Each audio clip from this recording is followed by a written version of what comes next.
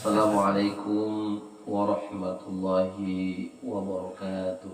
Waalaikumsalam warahmatullahi wabarakatuh. Alhamdulillah, assalatu wassalamu ala rasulillah wa ala alihi wa sahbihi wa mawala.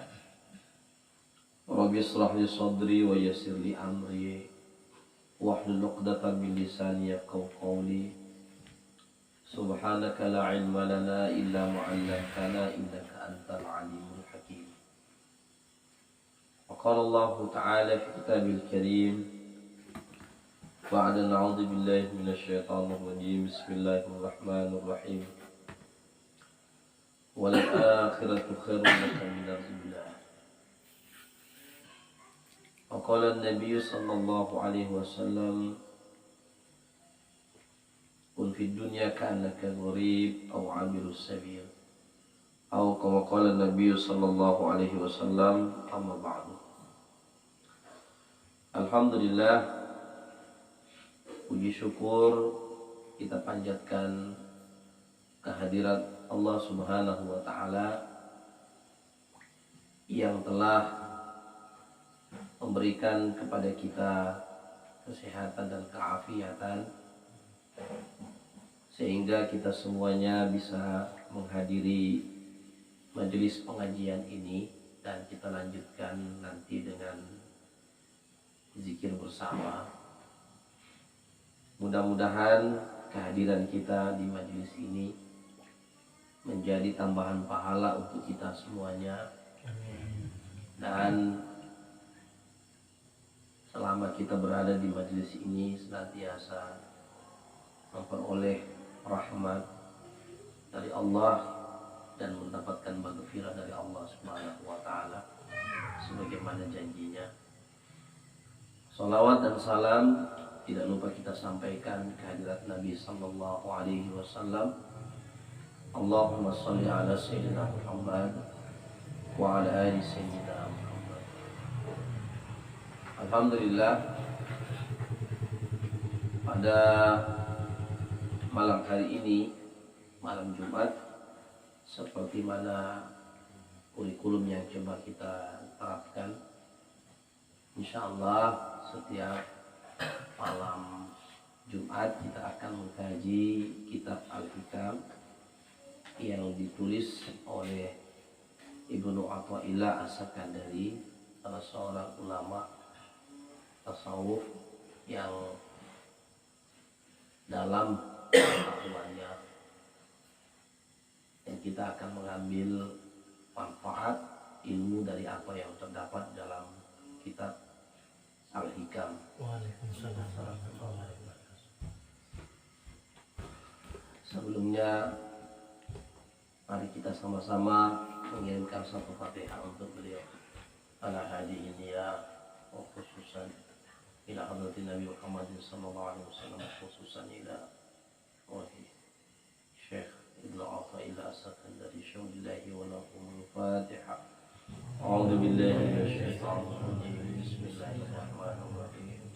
Alhamdulillahi rabbil alamin, arrahmanir rahim, maliki yaumiddin. Iyyaka na'budu wa iyyaka nasta'in. Ihdinas siratal mustaqim. Siratal ladzina an'amta 'alaihim ghairil maghdubi 'alaihim waladdallin. Bapak, Ibu, para jamaah wirid dan majelis zikir serta pengajian dirahmati Allah Subhanahu wa taala. Minggu yang lalu kita sudah membahas tentang bab pertama dari kitab Al-Hikam ini, ya, yang berkaitan dengan persoalan amal. Beliau mengatakan min alamatil i'timadi 'alal amali nuqsanur raja'i inda wujudi zulal. Di antara sikap mengandalkan amal ialah berkurangnya harap kepada Allah tatkala khilaf. Jadi orang-orang yang bersandar kepada amal itu hendaknya bergantung kepada rahmat Allah Subhanahu wa taala. Rahmat itu adalah wasilah untuk memperoleh rahmat daripada Allah Subhanahu wa taala. Ya. Dan ketika kita khilaf, kita tidak boleh ya menjauh dari rahmat Allah Subhanahu wa taala. Kalau kita takut sama ular, kita menjauhi ular. Tapi kalau kita takut kepada Allah Subhanahu wa taala, bukan dijauhi Allah, tetapi kita mesti mendekat kepada Allah. Ya, supaya kita dijauhkan Allah dari murkanya, dari azabnya, dan dari segala sesuatu yang tidak baik untuk kita semuanya yang diberikan Allah ketika kita tidak bertaubat kepadanya. Ini sejalan dengan apa yang Allah firmankan dalam Al-Quran, wala ta'asu min rauhillah. Janganlah kamu berputus asa dari rahmat Allah Subhanahu wa taala. Ya, saya sudah jelaskan kemarin bahwa amal itu adalah taharrukun yasmi wal qalbi. Saya tambah lagi waruh.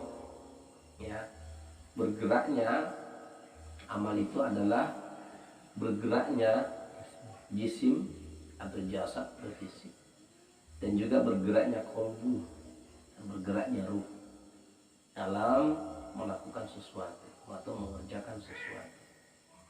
Dan sudah saya kaji, saya jelaskan ya bahwa untuk syariat itu ada dalam amaliyah zahir. Ya, sementara amaliyah batin itu ada di dalam thariqah, ya, amal thariqah. Dan juga untuk sampai kepada hakikiyah, untuk ruh, amal ruh, maka dia berada di wilayah amal ruh. Penting bagi kita untuk memperhatikan, selain memperhatikan amal-amal syariat, kita juga memperhatikan amal-amal qalbi. Ya, diantaranya Nabi Sallallahu Alaihi Wasallam mengatakan ada seorang yang masuk surga, ya, sebentar lagi.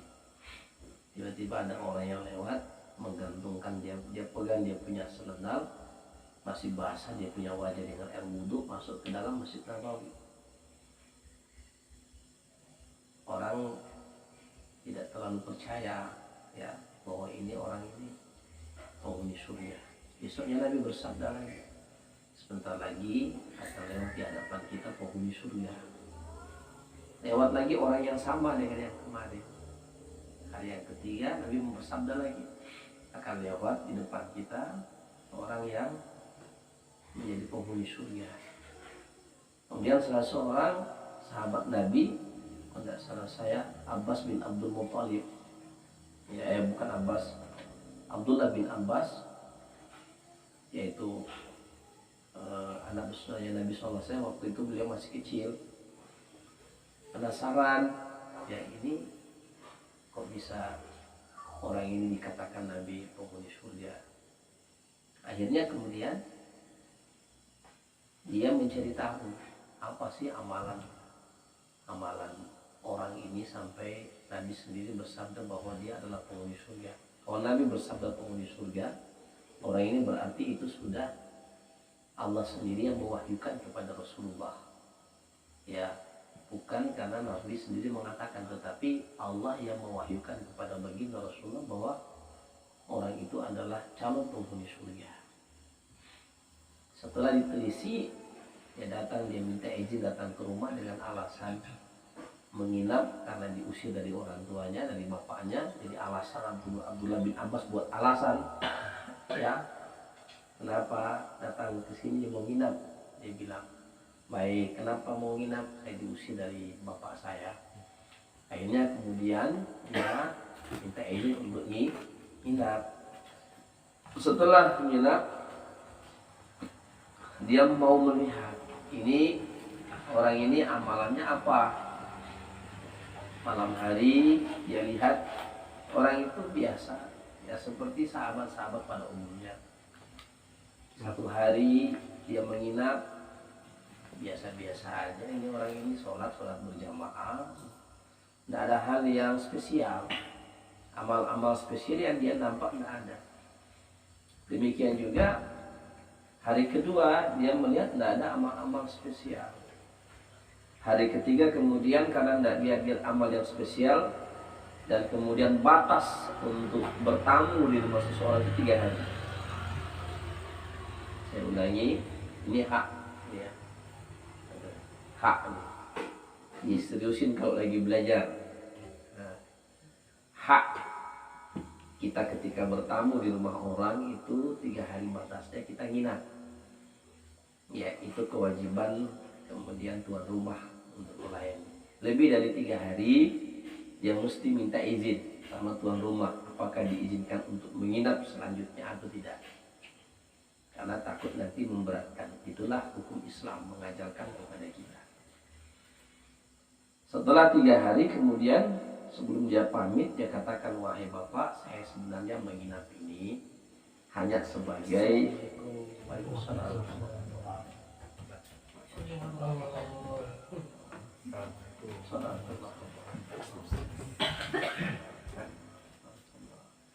silakan cari tempat.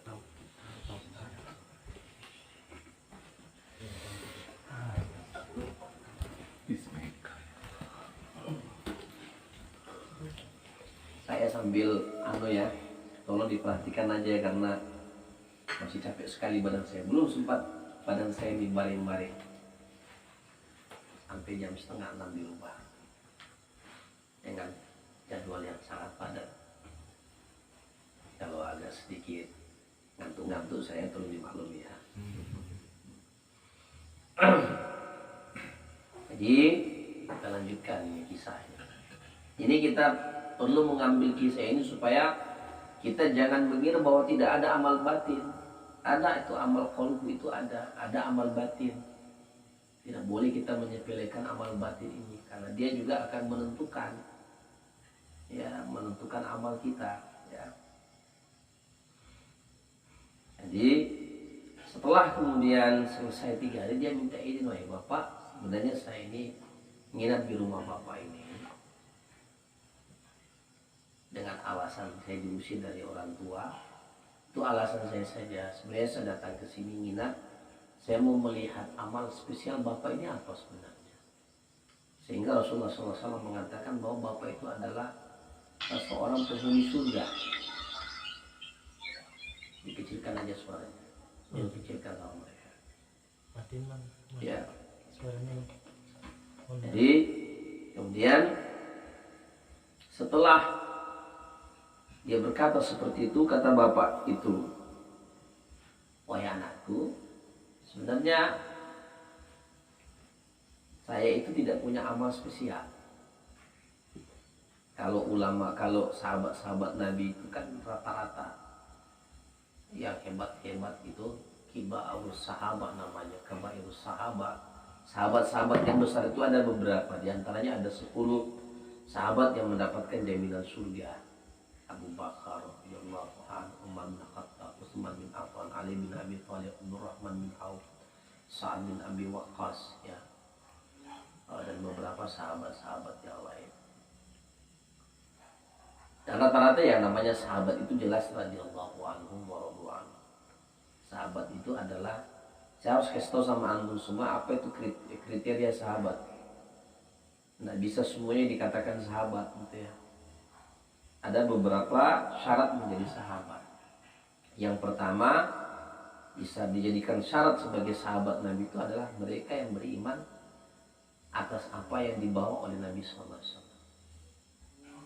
Yang kedua, hidup bersama dengan Nabi di dalam waktu dan kurun yang sama. Ya, yang ketiga, orang itu melihat wajah Nabi. Itu syaratnya.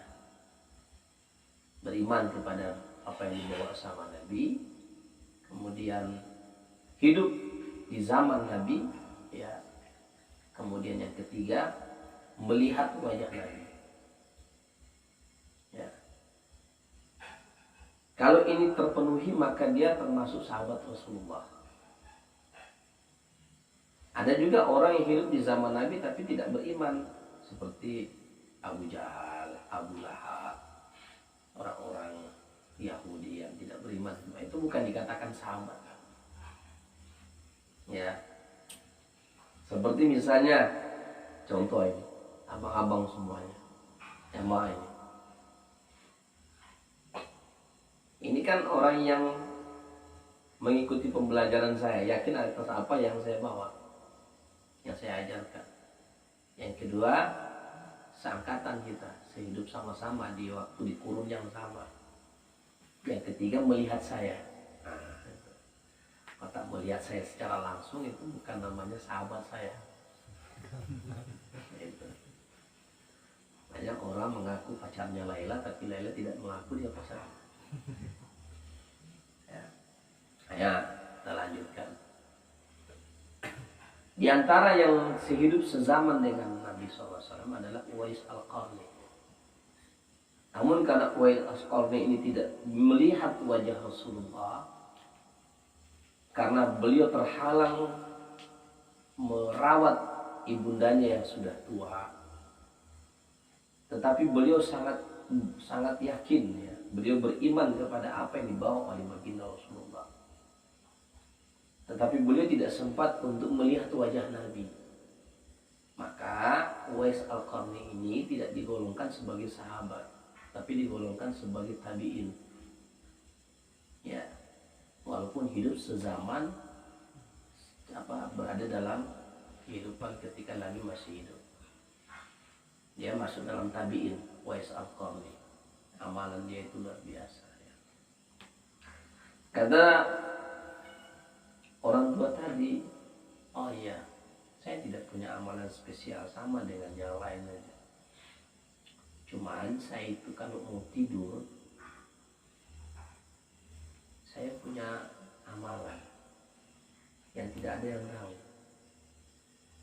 yaitu saya memaafkan orang-orang semuanya, baik yang melakukan kesalahan dengan saya, menyakiti saya dan sebagainya. Dan yang kedua, saya doakan mereka. Ini kan amalan batin. Memaafkan itu kan bukan di lisan, di hati. Ya, kesucian hati itu perlu dijaga. Dengan memaafkan, hati kita akan suci, akan bersih. Oleh sebab itu, ini tidak bisa kita pandang remeh. Ya. Yang kedua, ada orang, kata Nabi, dia kelihatan beramal dengan amal agama, memperjuangkan agama dan sebagainya, tetapi itu hanya di permukaan. Sesungguhnya yang dia inginkan adalah dunia. Maka tidak ada baginya pahala sedikit. Sementara ada orang yang beramal untuk amalan dunia kelihatan, tetapi yang dia maksudkan untuk mencari itu adalah dia persembahkan kepada Allah. Dunianya hanya sampai di tangan, tidak sampai dalam hati. Maka dia mendapatkan pahala dari situ. Nah ini subhanallah, ya.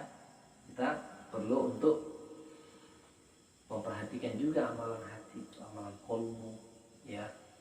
Sudah saya ajarkan kemarin. Di antara amalan kolbu itu yang tertumpu pada 3, apa saja itu? Ikhlas, siddiq, dan tumakninah. Kalau amal syariat, amal syariatnya itu tertumpu pada 3. Yang pertama taubat, yang kedua takwa, yang ketiga istiqomah.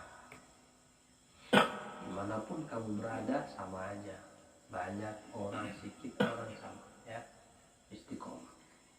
Mau kamu dalam keadaan capek, letih, lelah, mau kamu dalam keadaan sehat, tetap kamu istiqomah. Itu istiqomah. Mau kamu punya sesuatu atau tidak punya sesuatu sama saja, tidak ada berubah, ya. Itu namanya istiqomah. Tidak ada sesuatu yang merubah keadaanmu apapun itu, ya. Itu kamu istiqomah. Kalau amal-amal hakikat, muraqabah, musyahadah, dan ma'rifat. Banyak orang-orang yang berilmu banyak, tapi belum tentu dia mendapatkan makom yang tinggi di sisi Allah. Tergantung muraqabahnya kepada Allah. Kalau dia punya ilmu tapi tidak mengantarkan dirinya untuk muraqabah kepada Allah, tidak ada guna itu ilmunya. Manis dada ilman lam yazdad minallah wa lam yazdad minal huda illa bu'dan. Orang-orang yang bertambah ilmunya tidak bertambah kedekatannya dengan Allah. Justru dengan ilmu itu dia jauh dari Allah. Banyak orang yang berilmu tapi sombong kan? Hanya orang yang berilmu tapi merasa hebat kan? Banyak, dan menyepelekan orang lain. Banyak. Maka itu pentingnya bagi kita untuk belajar. Ya, belajar mengikis. Kala innal insana la yatgha. Oh, kenapa saya tidak boleh sombong? Kamu tidak punya apa-apa, apa yang mau kamu sombongkan? Semua itu kan Allah yang memberi. Kata Allah dalam hadis qudsi, wahai hambaku, kamu itu dulunya tidak kelaparan, aku yang kasih makan. Artinya kamu tidak punya apa-apa di dunia ini, kamu telanjang, tidak punya apa-apa, tidak punya harta benda, aku yang kasihkan sehingga kamu bisa kenyang. Wahai hambaku, kamu dulu itu adalah orang-orang yang tersesat, aku yang kasih kamu petunjuk. Hambaku, kamu tuh tidak tahu apa-apa dulu, aku yang kasih sama kamu ilmu. Berarti kita ini tidak punya apa-apa. Memang iya, yang memberikan kepada kita segala sesuatu adalah Allah Subhanahu wa Ta'ala. Ya, baik, ini murojaah kita. Ini kita murojaah, mengulang-ulang apa yang sudah kita dapatkan kemarin. Karena ada yang tidak hadir, ya, Bang Mukri, Bang Mayang, jadi kita ulang lagi. Min alamat i'timadi 'ala al-'amali nuqsan rajai 'inda wujudi zalal. Di antara tanda sikap mengandalkan amal ialah berkurangnya harap kepada Allah tatkala khilaf. Jangan pernah merendahkan rahmat Allah. Ya, ada orang ditanya sama baginda Rasulullah, ya Rasulullah, kalau saya berbuat dosa, apa yang harus saya lakukan? Kata Nabi, taubat. Kalau saya ulang lagi Rasulullah, taubat. Kalau saya ulang lagi Rasulullah, taubat. Kalau saya ulang lagi Rasulullah, taubat. 3 kali Nabi jawab, taubat, taubat, dan taubat. Kalau saya ulang lagi Rasulullah, ke yang keempat, kata Nabi, sampai kapanpun kamu minta, Allah akan beri sampai kamu bosan. Sebelum tertutup pintu taubat, bertobat. Sebelum nyawa sampai di tenggorokan, bertobat. Ya, sebelum matahari terbit dari barat tenggelam ke timur, taubat. Ya, saya sudah sampai ke langit ke-7, Ustaz, zikir saya. Terus kamu kecemplung lagi masuk dalam lembah yang kotor, taubat lagi. Kecemplung lagi Ustaz, taubat lagi. Allah tidak akan merasa bosan sampai kamu bosan, kata Nabi. Karena ketika kamu merasa bosan, disitulah kamu disergap sama syaitan. Nah, jangan kamu serahkan dirimu sama syaitan. Serahkanlah kepada Allah. Wala ta'asu min rauhillah. Innahu la ya'asu min rauhillah illa al-qaumul kafirin. Dan kamu ya berputus asa dari rahmat Allah. Sesungguhnya orang-orang yang berputus asa dari rahmat Allah adalah hanya orang-orang yang kafir. Ya, jangan, tak boleh. Ya, berputus asa dari rezeki Allah. Rezeki itu kan rahmat. Aduh, hidup saya warna-warna itu mas. Iya, udah jalannya aja, lakoni aja hidup ini seperti mana yang sudah Allah takdirkan buatmu. Itu adalah yang terbaik. Asa an takrahu syai'an fa huwa khairul lakum wa asa an tuhibbu syai'an fa huwa syarrul lakum. Kadang-kadang apa yang kita anggap baik sebenarnya buruk bagi kita. Dan kadang-kadang sesuatu yang kita anggap tidak baik justru itu yang terbaik bagi kita. Contoh abang. Oh, abang nggak sakit, abang nggak ketemu saya, ya kan? Kalau abang nggak sakit, abang nggak dapat ilmu zikirnya, kan? Itu salah satu contoh. Kalau abang tidak punya problem, abang nggak datang sama saya. Jadi semua itu ada, ya. Kadang-kadang kita melihat dari sisi kita, tetapi bagi Allah tidak. Itu yang terbaik buatmu. Jalan-jalan untuk hidayah Allah itu bermacam-macam cara. Maka kita tidak boleh menutup jalan hidayahnya orang. Tidak boleh, ya. Jangan tutup jalan hidayahnya orang. Nabi Muhammad SAW mendakwahi pamandanya itu sampai dia mau wafat, Abu Thalib, supaya dia memeluk agama Islam. Didakwahi, diajak sampai sudah mau meninggal. Wahai paman, masuk Islam lah. Nanti saya akan mendampingi engkau nanti di akhirat. Saya akan memberikan jaminan buatmu di akhirat, asal kamu masuk Islam. Kata pamannya, saya malu sama kaum saya, nggak dapat hidayah. Sampai segitunya Nabi itu berdakwah, mengajak orang untuk supaya memeluk agama Islam. Ini enggak, udah masuk Islam diusir, udah masuk masjid diusir keluar masjid. Ini saya lepas tangan lah. Bara'atu minallahi wa rasulih. Saya berlepas tangan. Ya Allah subhanahu wa ta'ala. Ya, orang dari masjid disuruh pergi dari stop. Ada ayatnya itu, orang-orang yang menghalangi kaum mukmin yang lain untuk datang ke masjid, sesungguhnya dia telah mendatangkan azab Allah untuk dirinya sendiri. Ya, kita tidak boleh halangi orang datang ke rumah Allah, karena dia mau mencari rahmat Allah di situ. Ya. Baik, kita masuk pada bab yang kedua. Ya, sikap orang arif ketika dianugerahi ahwal tajrid dan ahwal, ya, asbab, ya, atau asbab atau ahwal istighal. Ini kalau enggak paham aku dulu dibawa aja, nggak apa-apa, ya, main di bawah aja. Ini kajiannya orang-orang yang sudah tua, main di bawah aja, nggak apa-apa, ya. Nanti, ya, nanti Ustaz selesaikan setelah kajian, ya nak, ya. Oke. Nanti kalian nggak nyambungin, nggak connect. Ini ilmu tingkat tinggi, ya silakan, main di bawah aja. Ya. Ini ilmunya ilmu tingkat tinggi.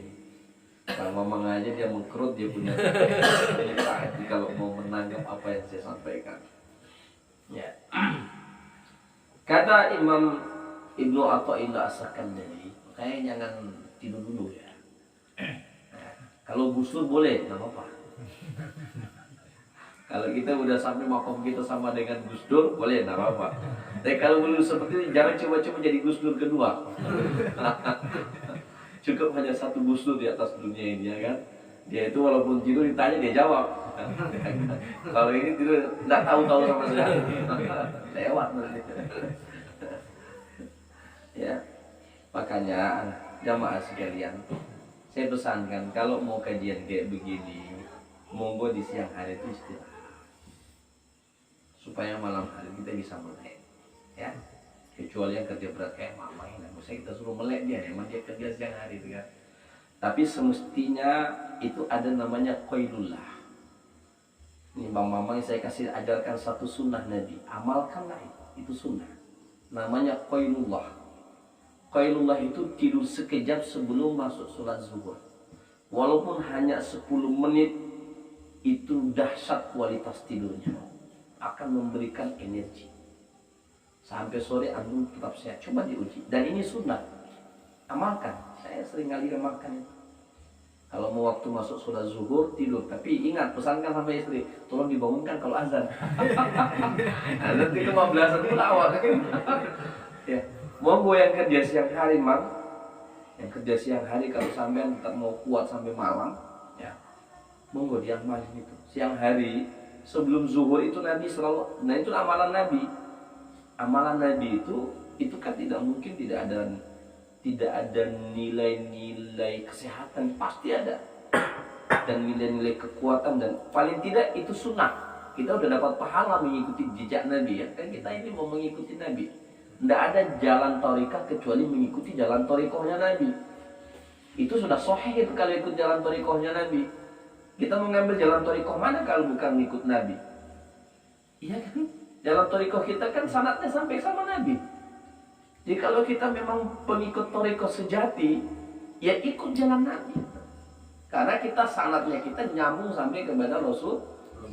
Maka ada orang yang tidak mengikuti thariqahnya Nabi, itu putus sebenarnya sanadnya sampai kepada Nabi. Tidak boleh kita menyepelekan itu. Ya. Walaupun dia udah sampai ke langit ketujuh, kan Syekh Abdul Qadir Jailani mengatakan, yang kemarin saya sudah bahas salah seorang Syekh. Siapa itu? Imam siapa ya? Sahabat saya juga Al-Baghdadi. Walaupun dia sudah jalan di atas air, terbang dia. Kalau dia bercanggah dengan agama ini, jangan percaya. Itu bukan karamatu min Allah, walakin karamatu min syaitan. Ya. Itu dari syaitan, bukan dari Allah. Ya. Di mana tadi kajian saya? Tidur kan? Jadi qailulah, tidur sekejap. Tidur. Walaupun kamu duduk mau menjelang zuhur, tidur saja. Menjelang zuhur tidur aja. 10 menit, 5 menit. Bangun itu udah sehat, segar sholat zuhur itu. Banyaknya habis zuhur tak? Habis zuhur. Kalau habis zuhur boleh didatang. Enak itu sambil zikir kan? Iya. Tidur sampai ketiduran. Wah, mau silakan. Dikira langsung tidur, ada break gitu tak? Ya, artinya supaya malam-malam ketika mau tahajudan, ketika mau zikir malam, kita punya waktu, kita punya energi, karena kita sudah sempat mengistirahatkan tubuh, karena tubuh ini memang perlu istirahat. Agama Islam ini agama yang wasatiyah. Wasatiyah itu adalah sesuai dengan takdir qadarnya dia diciptakan. Kalau kamu lapar, ya makan. Karena untuk makan kamu, biar kamu malam hari itu bisa, siang hari kamu bisa bekerja, malam hari kamu bisa ibadah. Kalau kamu capek, ya udah istirahat. Karena tubuhmu itu haknya itu untuk kamu istirahat. Istrimu yang punya istri, berikan haknya. Jadi ya kata Allah dalam Al-Quran, berikanlah sesuatu itu kepada haknya. Ya, jangan tidak kita kasih hak-hak mereka. Haknya tubuh untuk istirahat, ya kita istirahat. Itu berapa jam, berapa saat ya. Oke. Baik, beliau mengatakan, Bismillah, iradatuka tajrida ma'iqamatillahi iyyaka fil asbab minasyahwatil khafiyah. Wa iradatuka asbab ma'iqamatillahi iyyaka fit tajridi inhitatun 'anil himmatil 'aliyah. Saya ulangi.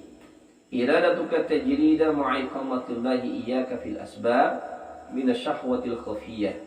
Wa iradatukal asbaba ma'iqamatillahi iyyaka fit tajridi inhitatun 'anil himmatil 'aliyah. Iradatuka tajrid ma'iqamatillahi iyyaka fil asbab. Keinginanmu untuk lepas dari kesibukan urusan dunia. Ya, keinginanmu untuk lepas dari asbab. Ya. Padahal Allah menempatkanmu di posisi itu. Ya. Sebenarnya minasyahwatil khafiyah itu adalah syahwat yang tersembunyi. Nanti kita akan jelaskan apa itu tajrid, apa itu asbab, apa itu syahwat, ya. Wa iradatukal asbab, dan keinginanmu untuk masuk ke dalam asbab atau kesibukan urusan duniawi, ya. Ma'iqamatillahi iyyaka fit tajrid, padahal Allah telah melepaskanmu dari itu, inhitatun 'anil himmatil 'aliyah. Sama saja kamu telah merendahkan dirimu dari semangat yang mulia, semangat yang tinggi. Ini menarik kajian ini. Ya. Ya, kalau melek nggak dapat nih. Ya, melek. Kalau melek budut ya. Iradatuka tajrid, saya ulangi lagi. Iradatuka tajrid ma'iqamatillahi iyyaka fil asbab minasyahwatil khafiyah. Keinginanmu untuk lepas dari kesibukan urusan duniawi, urusan sebab, urusan pekerjaan, padahal Allah masih menempatkan kamu di posisi itu. Ya, kamu mau meninggalkan posisi itu, padahal Allah masih menempatkan kamu di posisi asbab. Kata beliau, ya, itu sebenarnya minasyahwatil khafiyah. Itu adalah syahwat yang tersembunyi, yang dikendalikan oleh syaitan laknatullah alaihi. Wa iradatukal asbab ma'iqamatillahi iyyaka fit tajrid, dan kemudian keinginanmu untuk masuk ke dalam urusan duniawi, padahal kamu ditakdirkan Allah berada pada posisi tajrid, ya, inhitatun anil himmatil aliyah. Posisi tajrid itu sebenarnya kamu itu sama saja dengan mundur dari semangat yang tinggi. Paham nggak ini kata-katanya? Karena susah ini kata-katanya, kita harus runtut dulu per kata. Ya. Ada yang namanya tajrid, ada yang namanya asbab, ada yang namanya syahwat, ada namanya al-khafi, ya. Ada yang namanya tajrid, ada namanya himmatul aliyah. Ya, saya jelaskan sesuai dengan kitabnya. Biar paham dulu, kita jelaskan satu persatu tentang kata-kata yang asing kita dengar. Ada berapa kata-kata di situ? Ada asbab, ada tajrid, ada syahwat, ada himmah. Tajrid itu artinya penanggalan atau melepaskan sesuatu atau memurnikan sesuatu, hanya bergantung kepada Allah. Ya. Kemudian, ya, secara maknawi dimaksudkan adalah menanggalkan aspek-aspek duniawi dari jiwa, dari nafs, ya. Atau dalam artian ini pemurnian jiwa dari ketergantungan sangat terhadap duniawi. Ya, dia sudah kayak kiai-kiai itu sudah tinggal zikir saja, tinggal ibadah saja. Tapi anehnya banyak hartanya. Dunia tak berhenti datang sama dia. Jangan kita pula langsung tiba-tiba mau kayak gitu. Ya, ada jalannya. Ya, ada jalannya ya. Nggak boleh ujub-ujub ya. Nggak boleh ujub-ujub ya. Ada namanya asbab. Asbab itu secara bahasa ya sebab. Asbab itu ya sebab. Ya. Secara maknanya adalah status jiwa yang sedang Allah tempatkan dalam kesibukan dunia, ya, dalam urusan dunia. Ya, semisal apa namanya, Nabiullah Sulaiman, ya, sibuk ngurus kerajaan beliau, ya.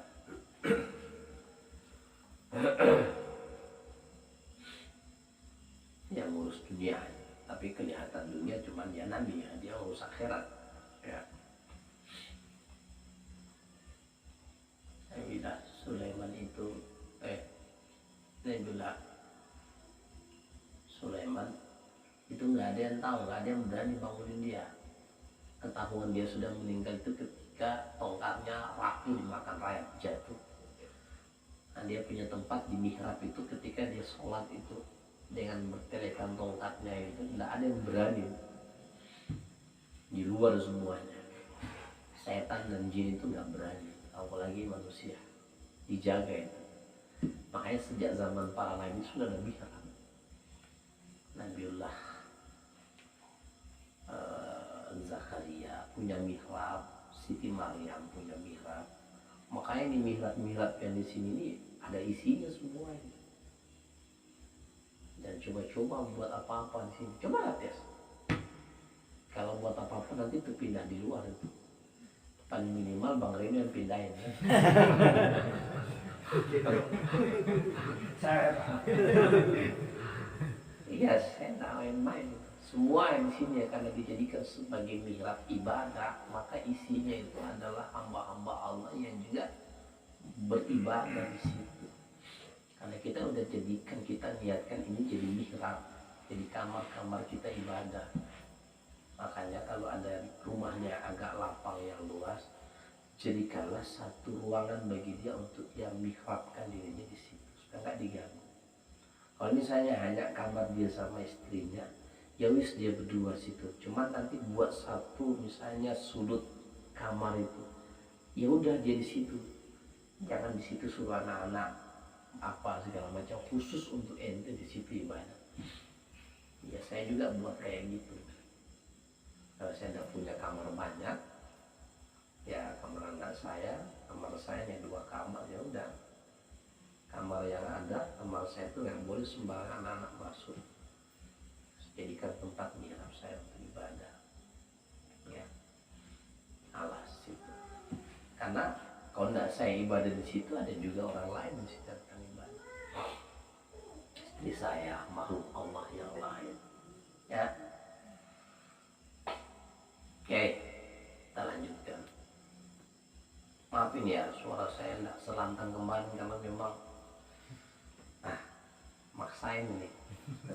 Makanya didoping tadi pakai kopi dari Radix itu. Mau minum kopi ini nanti malah nggak bisa tidur saya. Ya. Di jam 2 malam mau bangun lagi, jam 3 malam mau bangun sholat lagi. Kemudian ada syahwat. Syahwat itu secara bahasa artinya keinginan. Tapi berbeda dengan himmah. Himmah itu keinginan yang mulia, yang tinggi. Syahwat itu keinginan yang rendah. Ya, kita harus bedakan antara syahwat sama himmah. Ya. Oke. Kalau kita punya hidup ini hanya untuk urusan makan, urusan minum, urusan seksualitas, nggak bedanya kita sama sapi.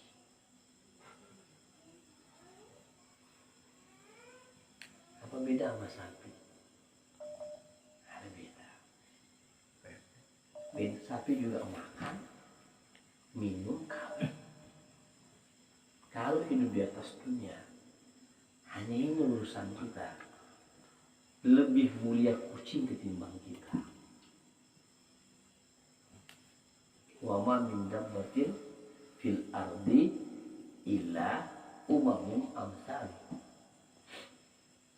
Dan tidaklah ya binatang yang melata, ya, dan semua hewan-hewan yang ada di atas dunia ini, kecuali dia kaum yang sama dengan kita sama. Yang membedakan kita akan kaji. Apa yang membedakan kita dengan mereka? Apa yang membedakan kita dengan kucing? Apa yang membedakan kita dengan ayam? Apa yang membedakan kita dengan pisang? Sama. Pisang siapa yang ciptakan? Pisang siapa yang ciptakan? Allah. Pokok mangga siapa yang ciptakan? Kucing siapa yang ciptakan? Kambing siapa yang ciptakan? Ustadz Humedi siapa yang ciptakan? Sama enggak?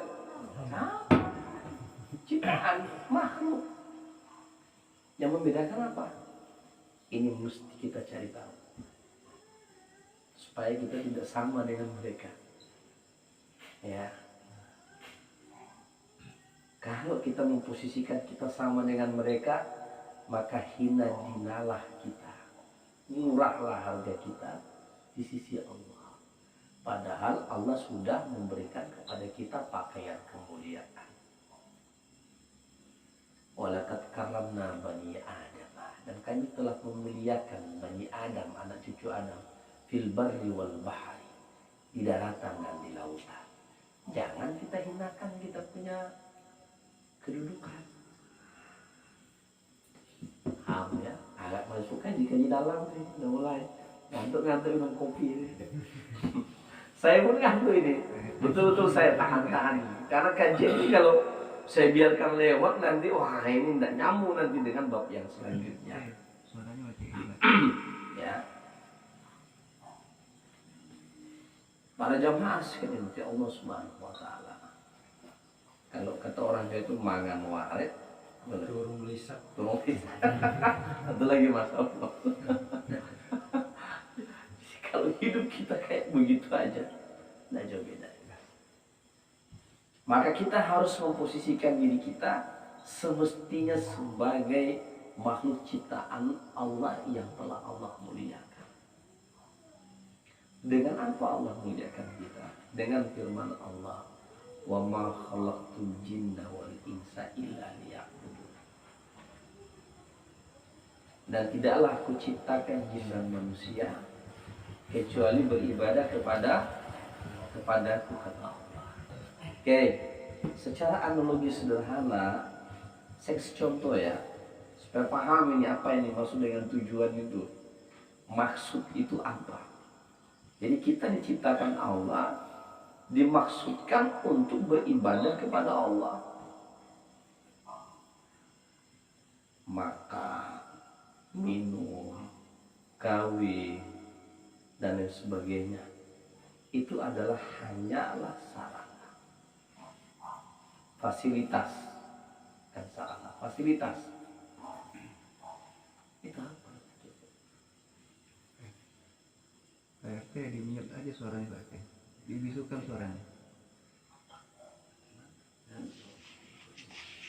Disukan suaranya bang. Ya mau pula tokok-tokok di situ. Ya. Ini apa namanya ini? Handphone. Handphone, disingkat HP. Oke, ini saya lakukan pendekatan biar kita paham ini tujuan hidup ini apa. Hand, tangan, artinya tangan. Phone artinya telepon, menggantikan maksud telepon genggam.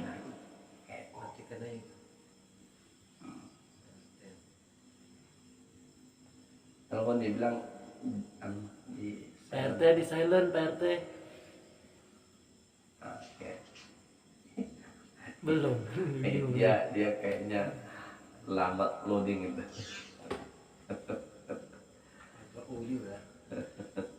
Mohon maaf PRT. Oke, sudah. Belum. Dibisukan Dibisukan, aja abang di PRT. situ. Suaranya dibisukan. Biar abang dengar tapi dari abang tidak kedengaran suaranya. Biar nggak mengganggu Bang Isan di sini nih, dia lagi serius dengar nih, Pak Ketua nih. Ya. Oke. Bentar Pak. PRT, tolong dimatikan, dibisukan di situ PRT. Sudah. Oke. Waalaikumsalam. Dari mana udah 2 windu kan? 2 bulan, 2 kali bulan. Sila duduk. Mau sini. Itu ada perempuan. Sini. Nah, ini apa namanya? HP, handphone. Untuk apa ada handphone? Apa tujuan utama handphone ini apa? Alat komunikasi. Mengganti telepon atau apa itu yang di rumah. Telepon ini nyatok untuk telepon kan? Dijadikanlah handphone ini alat yang kecil untuk menelpon. Dulu pertama itu hanya HP yang khusus untuk menelpon. Sekarang di HP itu banyak sekali aplikasi. Ada kalkulator, ada ngaji, ada game, wis macam-macam, ya. Mau apa aja ada di sini, ada Google, banyak betul. Ada Star Maker, ada TikTok, ada Instagram, macam-macam. Oke. Sekarang saya kasih contoh. Kalau kita lagi main games, ada panggilan masuk. Kira-kira kita mau angkat telepon apa enggak? Kita angkat kan? Karena gunanya ini kan hanya untuk komunikasi. Adapun aplikasi yang lain ini hanya sekedar nebeng, pelengkap dan lain sebagainya. Kalau ada telepon masuk, apalagi teleponnya Mas Ihsan Ketua, apa Bang Ihsan ini telepon ini? Ada masalah apa ini? Ada urusan apa ini? Kita angkat. Ya Mas Ihsan, apa? Tiba-tiba ada yang masuk dari Bang Mayang. Biar Bang Mayang ini WA saya. Ada apa Bang? Ada apa Bang Mayang? Kita balas WA. Ini alat komunikasi kan. Oke. apapun yang kita lakukan, kita dengar musik kan, kita dengar tilawah, kita dengar tilawah Quran di HP karena ada aplikasi Quran kan. Begitu ada masuk HP, telepon, pasti yang semua aplikasi itu terdiam. Saya ulangi, ketika panggilan masuk, pasti semua aplikasi itu diam sejenak. Paham? Ketika azan berkumandang, pasti semuanya mesti diam.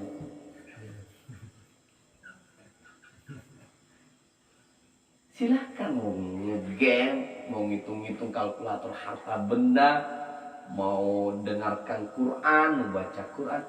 Begitu kamu masuk HP, telepon, tertutup itu semuanya. Sepakat? HP aja tahu, masa kita nggak tahu? Oke, sepakat di situ. Yang kedua, apapun hebatnya HP kita, ya, mau dia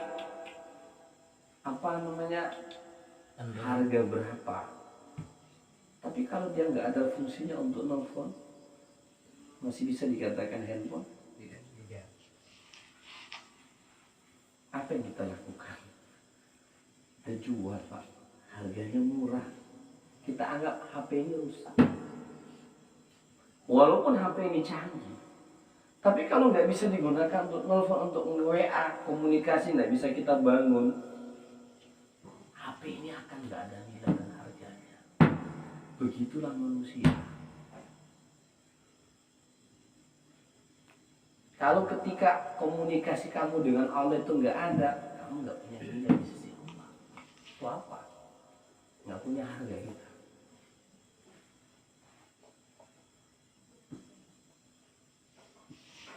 Pakailah Starmaker. Kalau HP-nya nggak bagus untuk nelfon, nggak ada guna. Nggak ada guna itu. Karena fungsi utama HP itu adalah membangun komunikasi. Kalau kita banyak harta, kita ganteng, kita artis, kita punya kedudukan, tapi kalau tidak terbangun komunikasinya dengan Allah, apa harganya kita di hadapan Allah? Murah. Murah. Maka Allah mengatakan, inna akramakum indallahi atqakum. Orang yang memperoleh kedudukan dan harga yang mulia di sisi Allah, enggak mandang suku, enggak mandang suku, enggak mandang jabatan, enggak mandang harta benda, enggak memandang apa. Maka supaya kita mendapatkan kemuliaan, jadilah orang yang bertakwa. Dan kenapa? Karena tujuan kita diciptakan Allah adalah untuk membangun komunikasi. Ibadah itu adalah membangun komunikasi, tidak hanya sekedar menyembah kepada Allah, tetapi membangun komunikasi. Ini ada kaitannya dengan kajian ini ya, supaya kita paham. Kita ini udah di makam asbab kah? Atau kita masih di makam tajrid? Memang ya. Tajrid itu antum sudah tidak lagi ngurusin dunia. Stop. Ibadah, kalaupun ada ya, paling-paling ya sikit-sikit aja. Ya, kiai-kiai kita udah nggak terlalu mikir lagi, udah terlalu ngurus ya. Antar aja itu kopinya ya. Karena ini kajian agak sedikit dalam ya Mas ya. Sampean barusan sekali hadir. Harus dengar betul-betul ya. Itu baru sekali hadir ya. Baik. Jadi gitu, saya arahkan ke sana ya, untuk semuanya. Walaupun ini dari dasar lagi, tapi tidak apa-apa. Saya bangun ini, bangunan ini biar jelas kemana arah kita berzikir ini, kemana. Jangan sampai salah niat. Ya, ujung yang kita dapatkan sampai di kesana itu tergantung dari start. Kalau startnya kita salah, visi kita bisa salah. Tapi kalau dari start kita benar, insya Allah sampai ke puncak kita benar. Ya, maka ini harus diperbaiki startnya. Supaya kenapa kita paham tujuan? Supaya aplikasi-aplikasi ini aplikasi-aplikasi dunia ini jangan sampai kayak tadi itu kan, aplikasi sebagus apapun, begitu ada panggilan masuk tertutup dia, langsung muncul panggilan antara dua, kita mau terima panggilan itu atau kita mau matikan, tergantung dari kita, kata Allah. Semua sarana dan fasilitas untuk membangun komunikasi dengan Allah itu sudah ada. Allah beri lewat Islam, syariat Allah. Tinggal kita lagi mau menerima itu atau kita matikan. Kayak tadi Bang Mikir telepon saya tak matikan Bang Mikir, ganggu betul ya. Orang lagi mau, akhirnya saya nggak bisa istirahat gara-gara ditelepon sama Bang Mikir. Saya kena telepon kan. Kawan nanya semua. Wah, mau mikir mati kan, mau tidur nggak bisa ini. Makanya teman, aduh kasihan ini jamaah mungkin mau tanyakan saya bisa ngisa apa enggak kan. Pak Zainal aja telepon saya berapa kali saya nggak terima itu. Saya biarin aja itu. Akhirnya saya terima itu. Saya bilang saya nggak bisa, Pak kuat, saya baru sampai capek betul badan. Tapi karena saya mikir jamaah, saya bilang habis sisa insya Allah. Walaupun saya belum istirahat sampai sekarang. Ya. Nah, itu kembali sama antum semua. Itu yang disebut dengan iradah kalian. Allah kasih kita ikhtiar. Ikhtiarnya tadi itu analoginya, kita mau terima ini atau enggak. Sama mungkin. Analogi sangat sederhana di HP. Kalau antum pakai HP, Ustaz kok bisa sampai di situ analoginya HP ya? Oke. Ini kan semua aplikasi-aplikasi aja ini dunia. Ini kan aplikasi. Ya. Jangan sampai aplikasi itu melupakan kita kepada tujuan penggunaan HP untuk membangun komunikasi. Kalau sudah tidak ada lagi komunikasi, apalagi nilainya itu HP. Pasti kita akan bawa ke tukang servis. Tolong di servis mas, HP saya error. Nah, orang yang tidak terbangun komunikasi dengan Allah, saya nggak bilang loh ya. Antum yang lanjutkan kan error. Tidak keluar jalur fungsi dan tujuan dan maksud dicipta. Error. Maka jangan kita heran kalau ada orang yang tidak kembali kepada jalurnya, pasti error. Hidupnya error. Error pasti. Saya jamin 100%, sampai 1000% saya jamin error. Saya jamin error. Tidak ada ketenangan yang dia dapat. Di mana sumber ketenangan? Di harta. Kalau harta itu sumber ketenangan, maka yang paling tenang itu Korun, tapi Allah tenggelamkan dia dengan hartanya sekali. Kalau sumber ketenangan dengan jabatan, yang paling tinggi jabatan itu Fir'aun. Dia sampai mengatakan, Ana rabbukumul a'la. Aku ini Tuhan yang paling tinggi. Allah hinakan, masuk ke dalam lautan yang paling dalam. Kalau itu menjadi sumber kebahagiaan dan ketenangan, bukan. Sumber ketenangan apa? Ala bidzikrillahi. Hanya dengan beribadah kepada Allah, menjalani perintah Allah, mendekatkan diri kepada Allah, mengingat akan Allah, kita akan memperoleh kebahagiaan yang hakiki. Mau makan nasi dengan garam, asalkan bersama dengan istri tercinta dalam bingkai agama yang baik, insya Allah hidup kita tenang. orang tua kita tinggal di sawah-sawah aja dia. Tapi dia tenang dengan istrinya, anak-anaknya. Ya, itu aja. Kita tinggal di kota tapi nggak tenang-tenang kita. Tiba-tiba di sana, tiba-tiba di sana tuh. Nyari apa, Mas? Orang coba belajar sama orang kampung itu kan. Mungkin situ aja. Dia sholatnya dia jaga, tenang mereka. Itu hidup kayak gitu aja sebenarnya kan. Ya, ini kan aplikasi aja. Harus ke aplikasi lagi. Ya memang benar. Yang kedua, ini HP. Ada 5 miliar pulsanya, ada 5 miliar.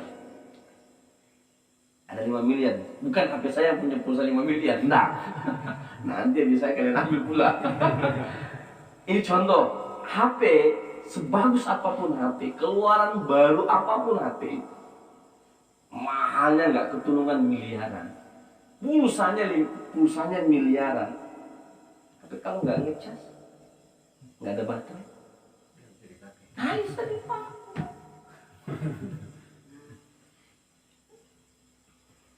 Ya, itulah iman.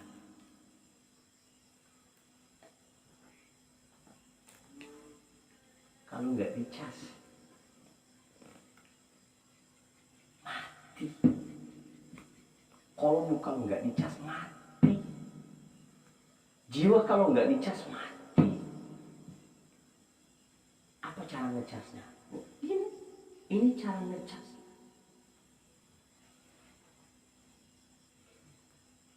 Yang error ketahuan, oh ini error Ustaz. Kalau HP-nya mati, kalau error masih bisa dia mungkin karena ada baterainya sedikit, masih tahu kita, oh ini mati, ini yang ini nggak baiknya ini, karena ada baterainya, walaupun tinggal 1%, masih bisa deteksi itu yang mana. Tapi kalau mati sama sekali mati gimana itu? Lah, kalbu, hati manusia, jiwa manusia kurang lebih sama dengan dia tentu dicas supaya hidup. Qalbul haya, hati yang hidup, kata Allah, kata Rasulullah. Ya, makanya 5 kali sehari semalam itu jangan lepas. Paling minimal standar itu 5 kali sehari semalam, jangan ditinggal. Itu saat kita ngecas. Allahu Akbar. Ngecas. Kalau nggak ada juga itu, kalau tinggal 1 waktu sholat yang kita kerjakan, tinggal 1%. Bentar lagi mati tuh. Qasat qulubuhum, hati mereka keras membatu. Kalau batu, kata Allah dalam Quran surah Al-Baqarah, kerasnya batu, dia masih menggelinding karena takut, min khasyatillah, dia takut kepada Allah. Tapi orang yang qasat qulubuhum, hatinya keras, dia nggak akan ada rasa takutnya kepada Allah.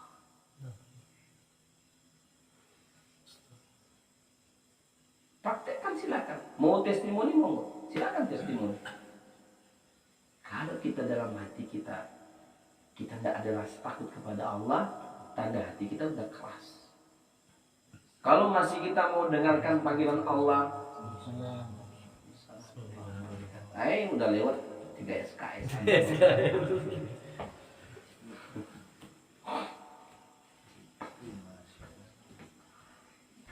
Cigo mesti kasih contoh yang baik lah Pak Guru. Nanti murid-muridnya ngikut, susah itu. Oke.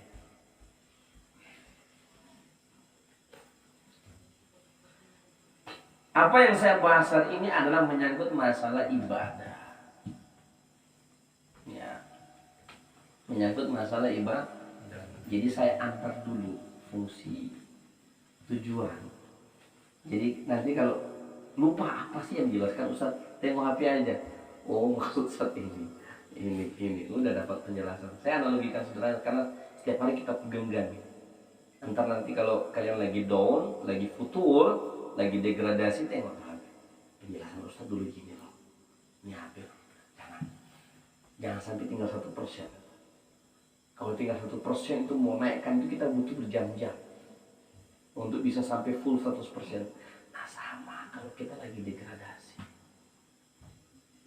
Kalau kita lagi futur, mau naik sampai ke atas ke makom kita seperti yang lalu, itu butuh waktu. Maka di situ butuh keistiqomahan. Jangan sampai turun drastis. Dan kita merasakan itu, kalau kita sholat sudah nggak enak, zikirnya udah hanya sampai 50 udah ngantuk, campur aduk, udah pikiran tak kemana-mana, itu tanda. Tinggal 2% aja. Bocor baterai.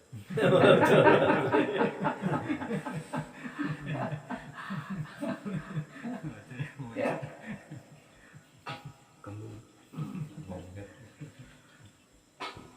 Oke, nah inilah tempat kita untuk ngecas. Oke.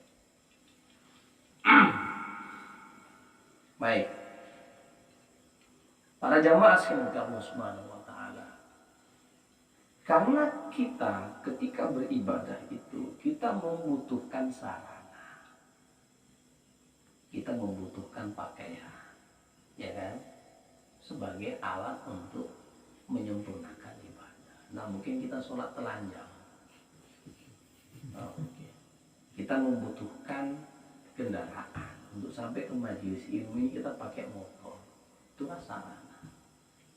Kita mau sholat kita butuh masjid yang bagus supaya kita mendukung kekhusyuan. Tapi udah bagus masjidnya, keramiknya udah bagus, kaligrafi ini udah bagus, karpetnya bagus, AC-nya bagus. Tapi yang dia dapat ngorok pada saat Jumat itu, waduh. Akhirnya Rasulullah, Allahu Akbar. Ini keramiknya kok cantik kayak gini. Di mana dibelinya? Ya di Rusia.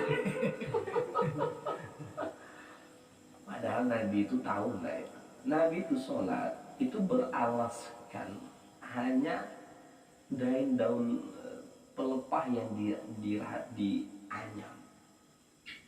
Bahkan Nabi sholat di atas pasir tanah. Dia sholat di atas tanah. Boleh. Tanah ini suci. Nggak perlu antum pakai alas apa, sujud di situ tuh suci. Paham ya? Apa? Karena Nabi sholat itu di atas tanah nggak ada alas. Subhanallah. Mau sholat.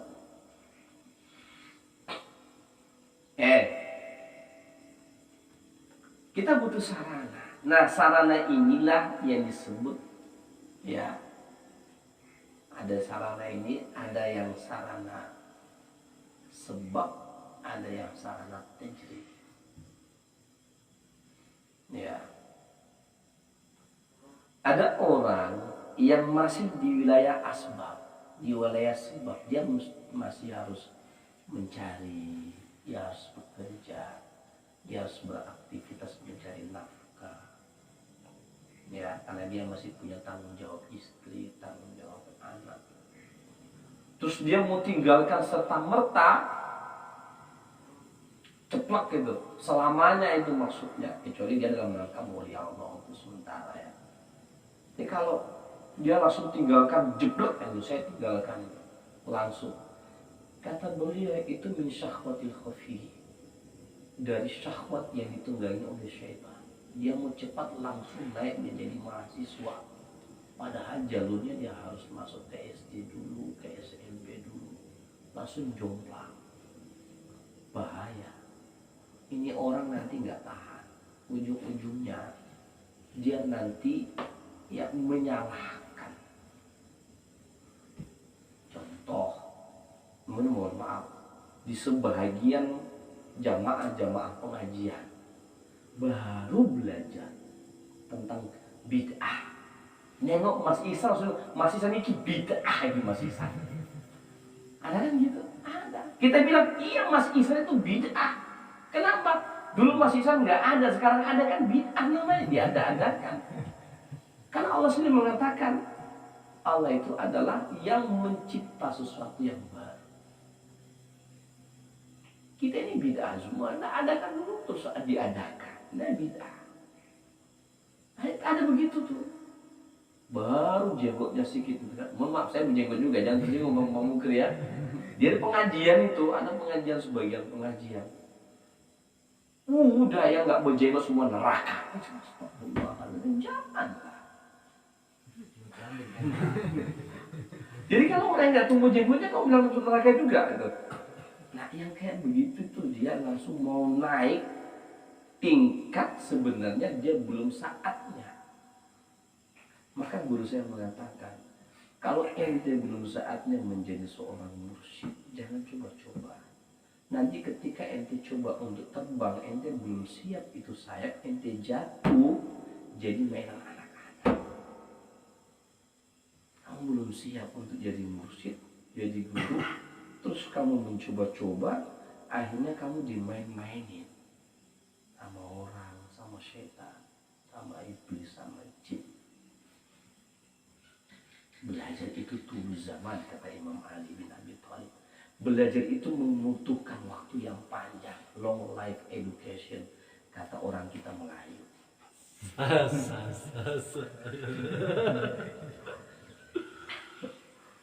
Ya kan? Nah, boleh. Ya. Ada di sini teman-teman kita yang masih ya mencoba untuk melangkah. Ada yang ngiri, kok Ustadz sudah kasih gini, dia tidak punya waktu yang banyak untuk ngurusin dunia.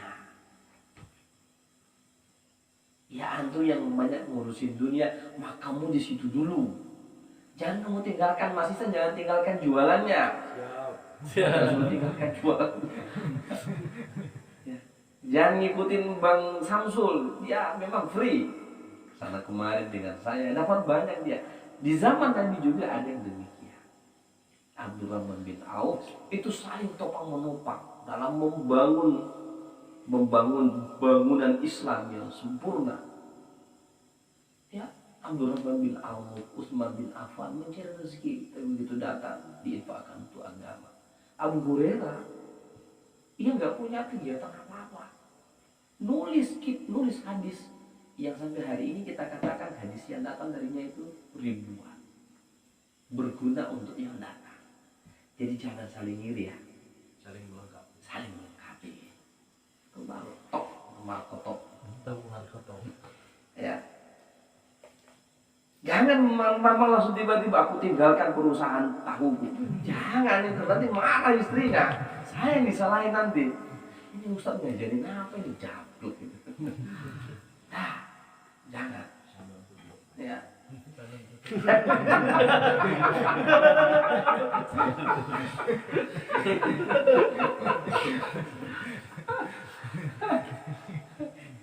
Kalau kamu tiba-tiba mau, padahal kamu masih dimakan asbab, itu sebenarnya kamu itu hanya keinginanmu saja yang besar. Nanti kamu akan kecele nanti. Baru start sedikit tumbang. Karena memang tidak mengikuti proses SOP-nya. Pelan-pelan saja. Ya. Ada juga kata beliau, sudah di makam tajrid, dia sudah tidak usah lagi dia mau jual apa segala macam. Rezekinya ngalir sendiri. Kan ada kisah di Imam Syafi'i sama Imam Malik gitu kan. Anda nggak kisahnya? Nah, kita harus berusaha bekerja seperti mana hadis Nabi. Dua-duanya berpegang. Ya, kalau kamu keluar dalam keadaan lapar, kamu akan balik, itu burung akan balik ke sangkanya dalam keadaan kenyang. Kok kita keluar rumah dengan niat bekerja, dalam keadaan lapar kita keluar rumah, maka kita balik dalam keadaan kita dapat rezeki. Nah, Imam Malik mengatakan, semua sudah tergantung sama Allah Subhanahu ditentukan. Ya, siapa yang bergantung kepada Allah dan menyerahkan semua tawakal kepada Allah Ta'ala, maka Allah akan memudahkan baginya rezeki. berdebat situ. Keluarlah Imam Syafi'i, dia kerja mikul barang di pasar, dapat dia segantang kurma. Dia pulang menemui Imam Malik, wahai guru, alhamdulillah saya dapat. Ini guru, untuk guru makan. Kan benar kan saya bilang, Nabi mengatakan kita keluar dari rumah dalam keadaan apa, kita bekerja, pulang kita bawa rezeki. Kata Imam Malik, saya dari tadi memang pengen makan kurma. Karena Imam Malik kerjanya ngajar. Kalau dia ngambil posisi juga banyak untuk berdagang, nah yang ngajar sopo. Maka rezekinya Allah kasih lewat orang lain. Demikianlah alam ini Allah atur sedemikian rupa. Kalau saya juga mati-matian nanti kerja, nah yang ngajar kalian siapa? Menggap-menggap saya sambil ngajar kan gak enak.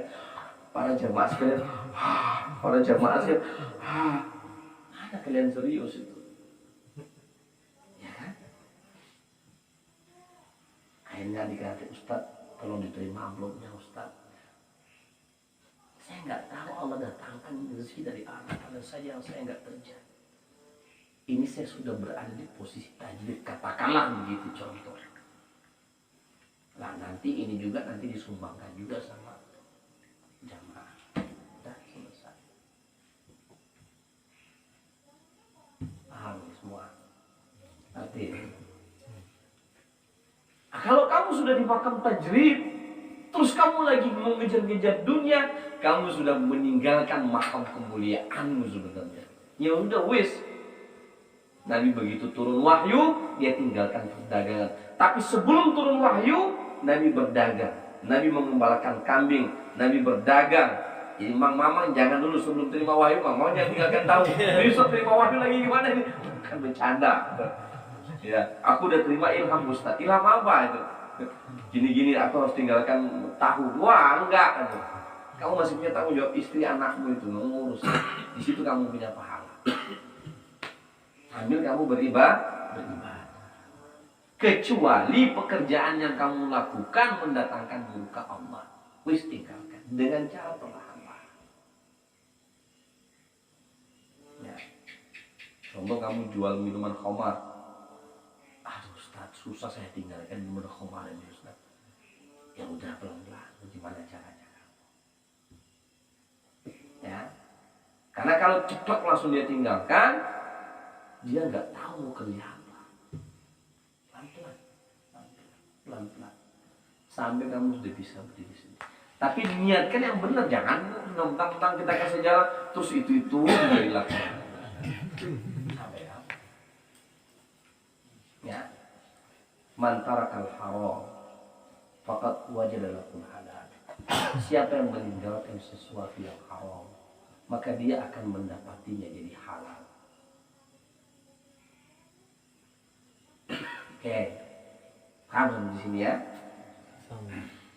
Kalau sudah sampai kita di makom-makom itu kata beliau, ya sudah, jangan kita membalikkan situasi. Kalau mau pelan-pelan saja, pelan-pelan. Nanti kita juga akan tua kalau panjang umur. Tenaga sudah nggak punya, ya tinggal tarik tasbih. Tapi anak-anak udah selesai sekolah, ya kan?